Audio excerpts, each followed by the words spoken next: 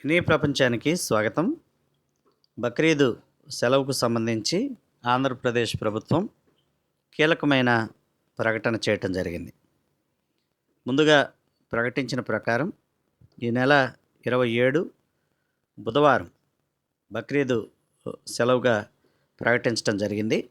అయితే చంద్ర దర్శనం ఆధారంగా ముస్లిం పెద్దలు చేసిన విజ్ఞప్తి మేరకు బక్రీదు సెలవును ఆంధ్రప్రదేశ్లో 28వ తేదీన ఖరారు చేస్తూ ప్రభుత్వం జీవోను విడుదల చేయడం జరిగింది. ఆంధ్రప్రదేశ్ స్టేట్ వక్ఫ్ బోర్డు సూచన మేరకు ప్రభుత్వం ఈ నిర్ణయం తీసుకోవటం జరిగింది.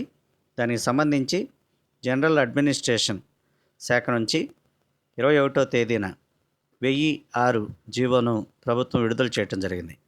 అందువల్ల రాష్ట్ర ప్రభుత్వ కార్యాలయాలు, విద్యా సంస్థలు, ఇతర ప్రభుత్వ విభాగాలు, ప్రభుత్వ రంగ సంస్థలు ఈ నెల 28వ తేదీ గురువారం సెలవు దినంగా ప్రభుత్వం ప్రకటించడం జరిగింది.